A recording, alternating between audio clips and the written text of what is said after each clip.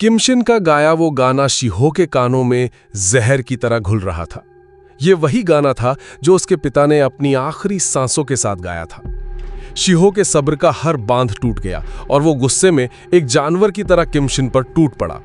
वो अपनी पूरी ताकत से उस पर वार करता रहा, लेकिन किमशिन बिना रुके मार खाते हुए भी वो गाना गाता रहा, जैसे उसे दर्द महसूस ही ना हो रहा हो। जैसे ही गाना खत्म हुआ, खेल बदल गया। किमशिन ने शिहो का घूंसा ऐसे रोका जैसे वो किसी बच्चे को रोक रहा हो। उसने शिहो का हाथ मरोड़कर उसे अपनी गिरफ्त में ले लिया और वही गाना गाने के लिए मजबूर करने लगा। साथ ही पूछने लगा कि डिटेक्टिव डू कहाँ है। उसने किमशिन को ताना मारते हुए कहा कि उसने डिटेक्टिव डू के साथ इतना वक्त बिताया है कि वो उसे पिता की तरह मानने लगा है। शिहो ने कहा, उसने मुझे जेल में जो नकली नाम दिया वो उसके अपने बेटे का था, पर यह बताओ तुम्हारा नाम किसने रखा था? यह सवाल किमशिन के सबसे कमजोर नस पर लगा और पहली बार हमने उस शैतान के चेहरे पर असली गुस्सा देखा। वो गुस्से में पागल होकर शिहो को पीटने लगा और बच्चों की तरह जिद करते हुए चिल्लाने लगा, मैं तुमसे बिल्कुल नहीं चलता। किमशिन अपना वही घिनौना गाने का खेल खेलने के लिए फिर से शिहो के करीब आया और यही शिहो के लिए मौका था। उसने इस पल का फायदा उठाया और अपनी जहर लगी उंगलियां किमशिन के मुंह में डाल दी। वो हंसते हुए बोला, खेल खत्म। उसने बताया कि उसकी उंगलियों पर वो खतरनाक जहर लगा था।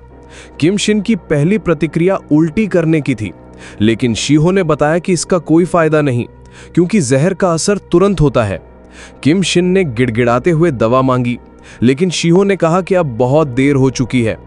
उस पल शिहो को अपने पिता का साया दिखाई दिया और उसकी आंखों में आंसू आ गए। उसने अपने पिता की आत्मा से कहा, अब आप गाना बंद कर सकते हैं। लेकिन शिहो ने जीत का जश्न कुछ ज्यादा ही जल्दी मना लिया था। वो उसे जहर देने के लिए अपना मुंह उसके पास ले जाता है और कहता है कि अकेले नरक में जाना बहुत उबाऊ होगा और उसे साथ चलने के लिए आमंत्रित करता है। जॉर्गीटो की कहानी के हिस्से में वो अपनी नई नौकरी में अच्छी तरह से ढल रहा है। उसका बॉस उसके साथ बहुत अच्छा व्यवहार करता है, इतना कि वो उसे एक ब्रीफकेस देता है जिसे उसे डिलीवर करना होता है और कहता है कि ये बहुत ही नाजुक और महत्वपूर्ण काम है। ब्रीफकेस की डिलीवरी की जगह एक बहुत ही खराब हालत वाली जगह लगती है, जहां एक संदिग्ध व्यक्ति उसे रिसीव करता है। वो रोजाना ये काम करता रहता है जब तक कि एक दिन वो एक अजीब महिला से नहीं मिलता। जेल में हम देखते हैं कि पादरी उस कमरे में प्रवेश करता है जहां किमशिन और दूसरा व्यक्ति जहर से बेहोश पड़े हैं। वो हत्यारे को ले जाता है और कहता है कि वो उसे यीशु की तरह पुनर्जीवित करेगा। एक मसीहाई दृश्य में वो उसे एंटीडोट देता है। हमें बताया जाता है कि पादरी को हमेशा लगता था कि वो अपने असली स्वभाव को छुपा रहा है, दूसरों की सेवा और ईश्वर की सेवा में जीवन जी रहा है। लेकिन जब उसने पहली बार किमशिन को समाचार में देखा तो उसका पूरा शरीर कांप गया और उसे लगा, वाह, ये तो सचमुच मैं ही हूं। उसने ये देखने के लिए जेल में काम करना शुरू किया कि ईश्वर ने किमशिन के लिए क्या सजा तय की है, लेकिन पता चला कि कोई सजा नहीं थी। उसे शक होने लगा कि क्या ईश्वर वास्तव में इंसानों की परवाह करते हैं।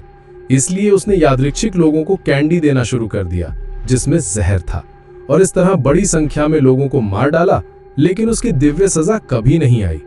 उसे एहसास हुआ कि ईश्वर को इंसानों में कोई दिलचस्पी नहीं है और वो उनसे बिल्कुल भी प्यार नहीं करता है। किमशिन होश में आने पर उससे कहता है कि वो एक दिलचस्प व्यक्ति है। पादरी तारीफ के लिए धन्यवाद देता है और उसे भगवान कहता है।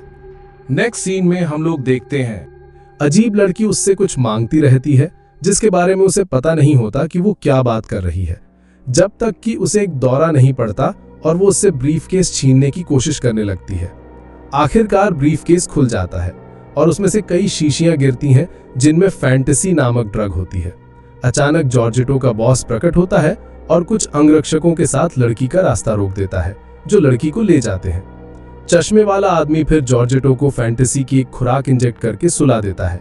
उसे एक स्ट्रेचर पर ले जाया जाता है जैसा कि शिहो के साथ हुआ था और ऐसा लगता है कि वे उसका काटने वाले हैं, लेकिन डिटेक्टिव डो एक बल्ले के साथ बचाव के लिए आता है। वह फ्यूज बॉक्स को तोड़ देता है जिससे जगह की बिजली कट जाती है।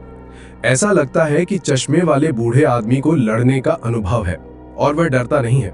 वह अपनी गार्ड बनाए रखता है और सोचता है कि उसे बस उस पल का इंतजार करना होगा जब डिटेक्टिव हमला करने की कोशिश करेगा ताकि वह उसे गिरा सके।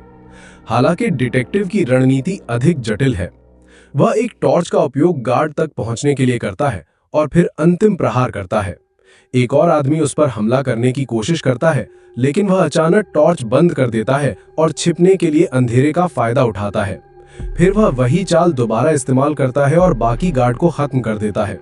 अब केवल बूढ़ा आदमी बचा है, जो माइनर के हेलमेट वाले दूसरे बूढ़े आदमी को पकड़ लेता है और उसे जूडो थ्रो से जमीन पर गिरा देता है। वह डिटेक्टिव का पैर पकड़कर उसे तोड़ देता है, लेकिन डिटेक्टिव की सहन शक्ति अत्यधिक है और वह कहता है कि अपने परिवार को खोने के दर्द की तुलना में यह कुछ भी नहीं है। वह बूढ़े आदमी तक पहुंचता है, उसकी आंखों में अपनी उंगलियां डालता है और अंत में गला घोंटकर उसे मार डालता है। वह जॉर्गिटो को बचाने की कोशिश करता है, लेकिन उस अजीब आदमी द्वारा मारा जाता है जो लोगों को काटता है। जॉर्गिटो उसे बचाने आता है और उस आदमी को चाकू मार देता है और डिटेक्टिव से सब कुछ समझाने के लिए कहता है। डो का बॉस उन दोनों को कार में ले जाता है, जबकि डिटेक्टिव पूरी स्थिति समझाता है। जॉर्गिटो ये जानकर राहत महसूस करता है कि उसका महान दोस्त शियो वास्तव में बिना किसी कारण के किसी को नहीं मार रहा था, बल्कि इसका एक मकसद था। डो उसे सुरक्षा के लिए रहने की जगह देने की पेशकश करता है, लेकिन लड़का उससे उसे प्रशिक्षित करने के लिए कहता है, क्योंकि अब वह भी एक तीर बनना चाहता है। जेल में यूस्टाकियो को शिहो का शव मिलता है और उसकी स्पष्ट मृत्यु पर शोक मनाता है, लेकिन स्कारफेस अपने आदमियों के साथ आता है और उसे आंगन में दफनाने के लिए ले जाता है। किम शिन पूरी तरह से ठीक हो गया है और पादरी उसे फुल मेटल के कूला के खोए हुए भाई और एक और अजीब आदमी से मिलवाता है, जो उसके प्रशंसक भी हैं और उसके इर्द गिर्द बने इस नए पंथ के पहले सदस्य हैं। वे उसे अपनी मनोरोगी कहानियां सुनाते हैं कि कैसे उन्होंने लोगों को जलाया और बंद कर दिया, जिससे वे अपने नए भगवान की सहानुभूति जीतते हैं। पादरी कहता है कि वह पंथ के लिए और सदस्य ढूंढेगा, जबकि वेदी पर चुने हुए पर प्रकाश चमकता है, जिसे सच में इन सब से कोई फर्क नहीं पड़ता, और वह कहता है कि ये मजेदार लगता है। फिर वह जेल से बाहर एक साथ घूमने का प्रस्ताव रखता है। वह अपने अधीनस्थों के साथ यूटोपिया समूह की इमारत में जाता है, जहां मृतक डॉगमैन का प्रतिद्वंदी, जो अब इस समूह का कार्यवाहक नेता है, अपने कर्मचारियों के साथ एक बैठक कर रहा है। तीनों अचानक अंदर घुस जाते हैं। शिन उस आदमी से पूछता है कि क्या उसे कम से कम उसे इनाम नहीं देना चाहिए, क्योंकि उसी ने उसके प्रतिद्वंदी को मारा था।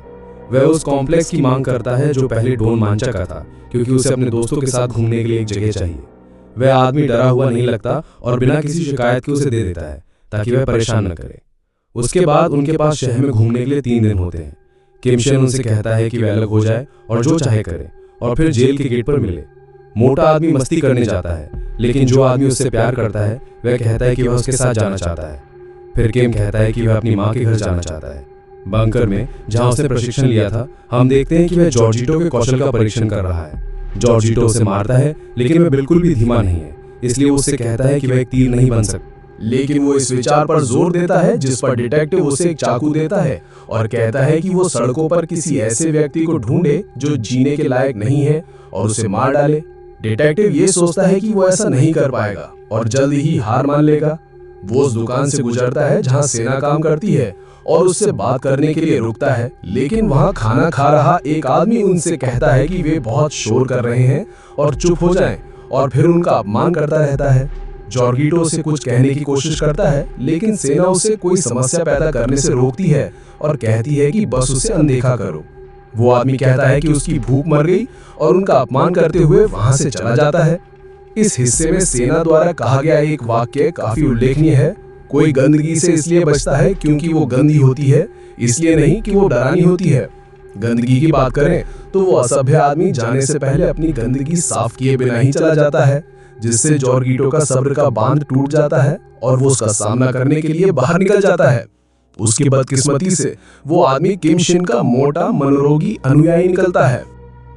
दोस्तों, बस एक और आखिरी एपिसोड के बाद हमारा ये मैनवा पूरा हो जाएगा।